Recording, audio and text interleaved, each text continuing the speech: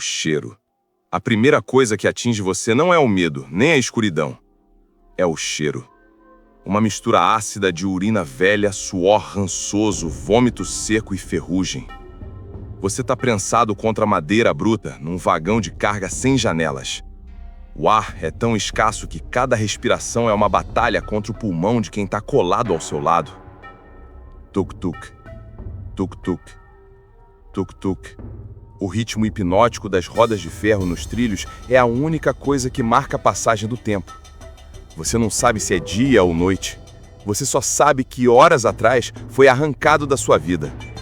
Talvez você fosse uma esposa que chorava demais a morte de um filho. Talvez um marido que bebeu um pouco além da conta e incomodou um delegado. Talvez uma jovem grávida solteira que envergonhou a família conservadora. Ou talvez apenas alguém triste. Não importa quem você era, porque assim que as portas de ferro desse trem se abriram na estação Dom Pedro II, no Rio de Janeiro, ou em Belo Horizonte, você deixou de ser uma pessoa. Você virou carga. Você está a bordo do trem de doido. E o seu destino é o inferno na terra, disfarçado de hospital, encravado nas montanhas frias de Minas Gerais. O trem desacelera. O guincho metálico dos freios soa como um grito longo e agudo. As portas pesadas de correr são abertas com violência. A luz cinzenta e gélida da Serra da Mantiqueira invade o vagão, cegando seus olhos acostumados ao breu. Saiam! Vamos! Desçam, gado! Homens de branco, com rostos endurecidos pela indiferença, puxam as pessoas para fora. Você cai de joelhos no cascalho da estação. O frio corta sua pele. Barbacena, a cidade dos loucos. Mas ao olhar ao redor, você não vê tratamento. Você vê um campo de concentração. Bem-vindo ao Hospital Colônia de Barbacena, o lugar onde o Brasil matou 60 mil de seus próprios filhos. Para entender como você, uma pessoa sã, com sonhos, memórias e medos, vai acabar nua, dormindo sobre palha e disputando um rato para jantar, é preciso quebrar a imagem que você tem de hospital. Esqueça os lençóis brancos. Esqueça os médicos preocupados. Esqueça a medicina. Você é empurrado através dos portões de um pavilhão antigo. A arquitetura é imponente, quase bela, o que torna o horror lá dentro ainda mais grotesco. A primeira parada é o banho. Não há privacidade. As roupas que você vestia, o último vestígio da sua identidade, o vestido que sua mãe costurou, a camisa que você usou no trabalho, são arrancadas do seu corpo. Elas são jogadas numa pilha para serem queimadas ou roubadas. Agora você está nu. Homens, mulheres, crianças, todos nus. A água que cai sobre você é gélida, vinda de mangueiras de pressão, como se lavassem o chão de um matadouro. Você tenta cobrir suas partes íntimas, tremendo de frio e vergonha, mas os guardas riem. A vergonha é um luxo que você não poderá mais pagar. Em seguida vem a tesoura. O cabelo, a moldura do seu rosto, é raspado sem cerimônia. Ao passar a mão na cabeça nua e cheia de cortes pequenos feitos pela lâmina cega, você percebe a transformação final. Você olha para o lado e vê um espelho quebrado na parede suja. O reflexo que te encara não é mais você, é um espectro, um bicho, um doido. E se você gritar dizendo que não é louco, se você chorar dizendo que foi um engano, isso só provará o quanto você precisa estar aqui. Você é jogado no pavilhão Antônio Carlos ou no Afonso Arinos. O cheiro aqui dentro é pior do que no trem.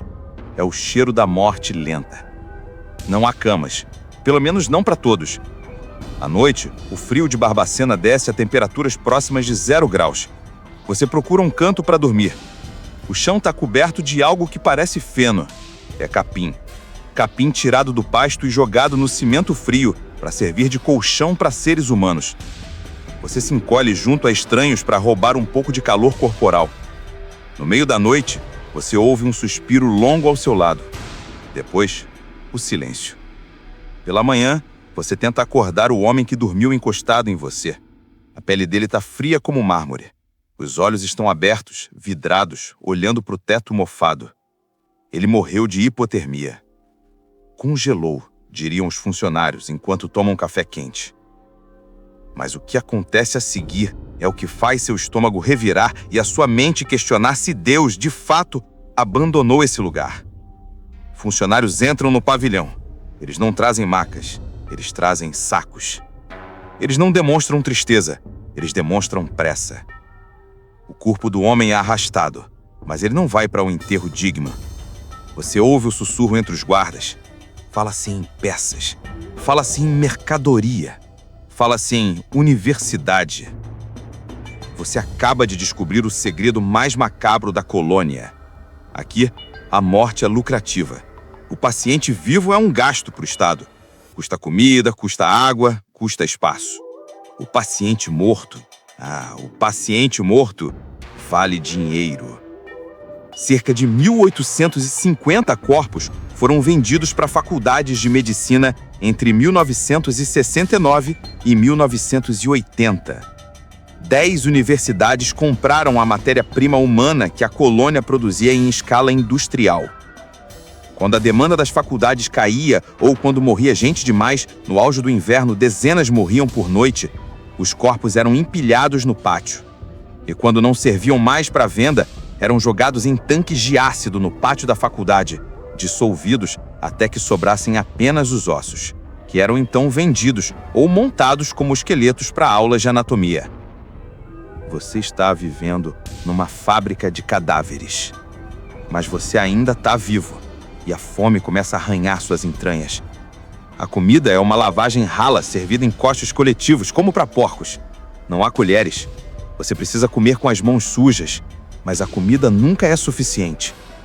Você caminha pelo pátio de terra batida, nu, sobre o sol ou a chuva. Você vê algo se movendo perto do esgoto a céu aberto que corta o terreno. Um rato. A lógica civilizada desaparece. O instinto animal assume. Você vê um paciente pular sobre o roedor. Ele o mata com uma pedra. E ali mesmo, cru, ele o devora. Outros, loucos de sede e sem acesso à água potável, ajoelham-se na beira do esgoto. Eles bebem a água podre misturada com as fezes de 3.000 pacientes. Você sente o nojo subir pela garganta, mas uma voz sombria na sua mente sussurra: quanto tempo antes de você fazer o mesmo? E a pergunta que não cala, a pergunta que tortura cada minuto da sua existência nesse inferno é: por quê? Por que você está aqui? A história oficial diz que esse é um hospital psiquiátrico. Mas olha ao redor. Olha nos olhos daquela menina de 14 anos que chora no canto, que foi enviada para cá porque perdeu a virgindade antes do casamento. Olha para aquele senhor negro que está aqui porque não tinha documentos e vagava pelas ruas do Rio. Estudos históricos revelariam mais tarde a verdade estatística chocante. 70% das pessoas jogadas no Colônia não tinham diagnóstico de doença mental. Eram epiléticos, eram alcoólatras, eram homossexuais, eram tímidos, eram opositores políticos, eram indesejáveis. O Hospital Colônia não era sobre cura, era sobre limpeza social. Era o depósito onde a sociedade brasileira escondia tudo aquilo que não queria ver. E se você acha que a negligência, o frio e a fome eram as únicas torturas, você ainda não conheceu a terapia. A porta de ferro do pavilhão se abre de novo. Dessa vez não são os guardas que recolhem corpos, são enfermeiros. Eles chamam nomes. O seu não é chamado hoje, mas você vê o pavor nos olhos de quem é levado. Eles estão indo para o prédio da eletroconvulsoterapia, o eletrochoque. Muitas vezes sem anestesia, muitas vezes usado não como tratamento, mas como castigo por mau comportamento. Se você reclamasse da comida, tomava choque. Se brigasse por um pedaço de pano, tomava choque. A carga elétrica atravessa o cérebro, causando convulsões violentas que podem quebrar dentes e fraturar bossos. Quando eles voltam, se voltam, eles são cascas vazias, olhar perdido, babando, a memória apagada. Mas havia algo pior do que o choque, algo definitivo. Você ouve histórias sussurradas pelos mais velhos, aqueles que sobreviveram por milagre há mais de uma década. Eles falam do picador de gelo. Eles falam da lobotomia. Imagine a cena, um médico com a autoridade de um deus, inserindo um instrumento pontiagudo por trás da órbita ocular do paciente, girando-o para cortar as conexões do lobo frontal. A pessoa não morre, mas a pessoa que existia ali desaparece. Resta um corpo dócil, obediente, incapaz de sentir raiva, paixão ou sonho. O zumbi perfeito. A noite cai novamente sobre Barbacena. O frio volta a apertar. Você se deita na palha úmida. O cheiro de morte é onipresente. Você fecha os olhos e tenta lembrar do rosto da sua mãe, do gosto de uma maçã, da sensação de um lençol limpo. Mas essas memórias estão ficando embaçadas, distantes, como se pertencessem a outra pessoa. Você está começando a esquecer quem é. E esse é o momento mais perigoso. Porque quando você esquece que é humano, você aceita que é bicho. E bicho não sobrevive no colônia. Recém-nascido nos braços. Ela passa fezes na própria pele para evitar que os guardas se aproximem dela e levem a criança. É um ato de amor mais desesperado e grotesco que você já viu. Mas o destino daquela criança já está selado. Em breve, ela será arrancada dos braços da mãe. Algumas eram doadas, outras morriam. Você volta para o seu canto, tremendo. A desesperança é um peso físico no seu peito. Você pensa, ninguém sabe, ninguém vê. O mundo esqueceu que existimos. Mas a verdade é como água. Ela sempre encontra uma fenda para escapar.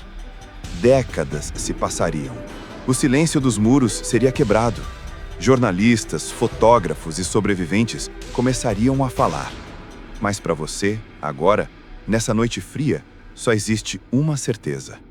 Amanhã, o trem chegará de novo, trazendo mais carne para o moedor, trazendo mais gente sã para enlouquecer. E você precisa decidir. Vai se entregar à loucura para parar de sofrer? Ou vai lutar para manter a única coisa que eles não conseguiram vender para a faculdade de medicina? A sua consciência. Você perdeu a noção do tempo. Dias, meses, anos. O calendário não existe no inferno.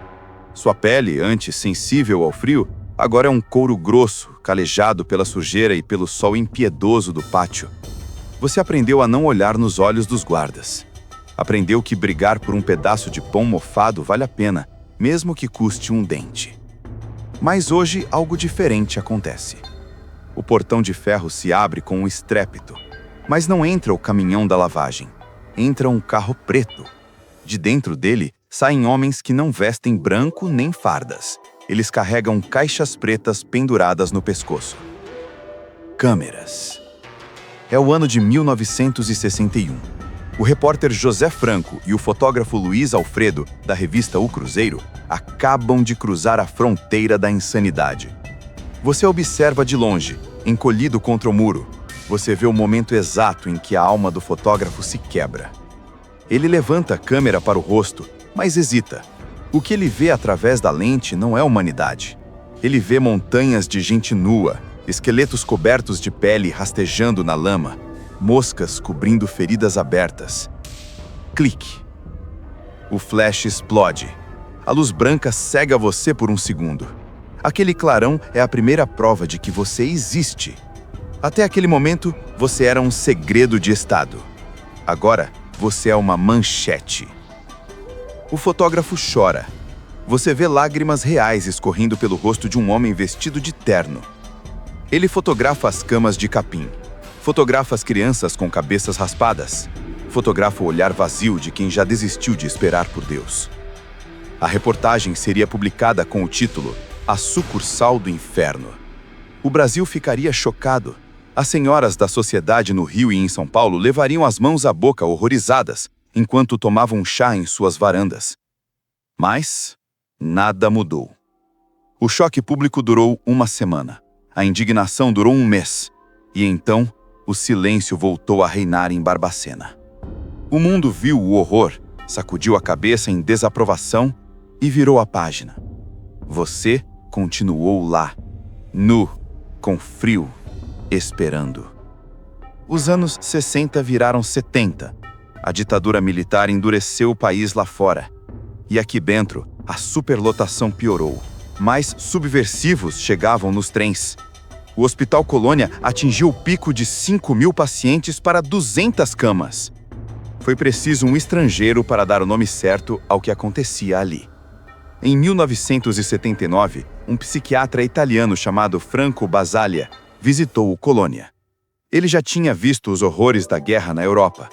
Ele caminhou pelos pavilhões, sentiu o cheiro da morte, viu os corpos amontoados. Quando saiu, ele disse uma frase que ecoaria para sempre. Estive nos campos de concentração nazistas na Alemanha e não vi nada parecido com o que vi aqui. A comparação com o Holocausto não era exagero, era técnica. A desumanização, a raspagem dos cabelos, a perda do nome por um número, a morte em massa pela indiferença. Barbacena era o Auschwitz brasileiro.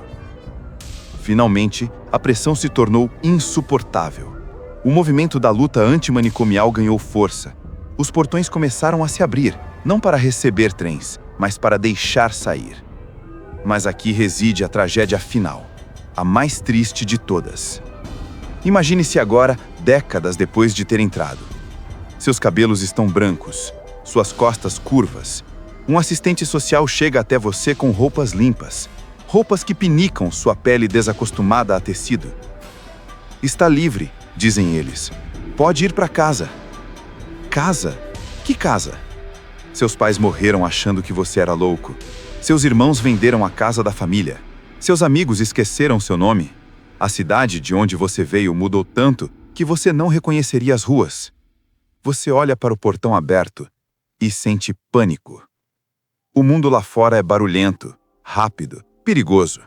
Aqui dentro, você conhece as regras. Você sabe a hora da lavagem.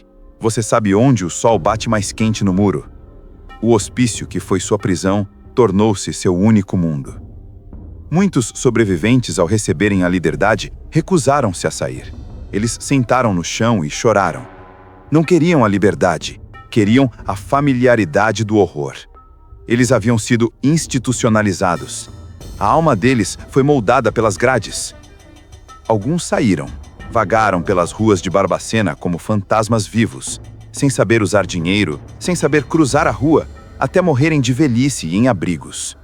Outros, os mais fortes, conseguiram reencontrar fragmentos de vida. Hoje, se você viajar até Barbacena, o trem não traz mais doidos.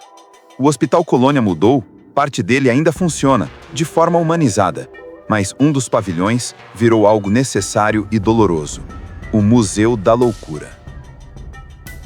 Caminhe pelos corredores do museu. Veja as fotos em preto e branco na parede.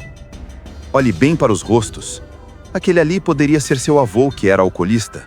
Aquela mulher triste poderia ser sua tia, que engravidou do namorado errado. Aquela menina poderia ser você, num dia ruim, num momento de fraqueza, julgada por alguém que tinha o poder da caneta. O trem de doido parou de rodar, mas os trilhos ainda estão lá enferrujados sobre o mato. E a lição amarga que Barbacena nos deixou é que a linha que separa a normalidade da loucura é muito fina. E quem desenha essa linha não é a medicina, é o poder. 60.000 mortos, corpos vendidos, vidas apagadas. Tudo isso aconteceu aqui, no nosso quintal, enquanto o Brasil celebrava carnavais e Copas do Mundo. Da próxima vez que você vir alguém falando sozinho na rua, ou alguém que a sociedade chama de louco, lembre-se do cheiro do vagão de carga. Lembre-se de que para 60.000 brasileiros, a loucura não estava na mente deles. A loucura estava no sistema que os criou. O silêncio de Barbacena foi quebrado. Mas os gritos ainda ecoam nas montanhas de Minas Gerais. Se você souber escutar.